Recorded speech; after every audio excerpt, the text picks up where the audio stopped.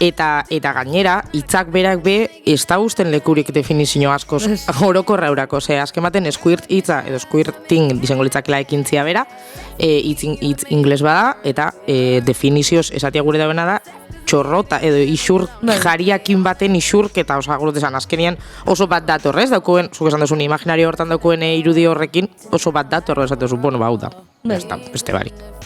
Egixea da, eta oso tristia dala nire ustez, eta honekin gurot esan, izendeik, oza, baten bateke honei buruz geixu jakin ezkero edo gure dana, eta ikusten bada momentu batean, hankia sartzen nabilena gure dana, mesedez zuzendu, ze tristiena edo gurotena esan da, honei buruz, nahiz eta dan, gure gorputzetan presente dauen, edo posible dauen prozesu bat, edo ez dakizelan esan, gaitxasun bat daukuena, geixenak die teoriak. Edo hipotesisetan landutako gauza bada. Hau da, ez da izan esplikau. Osa, dauz ikerketa oso disparrak, dauz ikerketak estiela oso estrapolabriak, oso lagin gutxiko zerak dielako.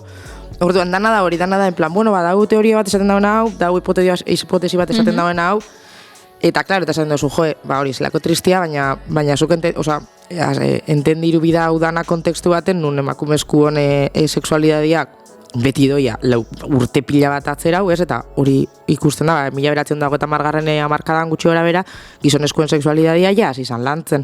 Eta klitorizan benetako irudisa 1988koa da. Hori da, atzo. Hori da.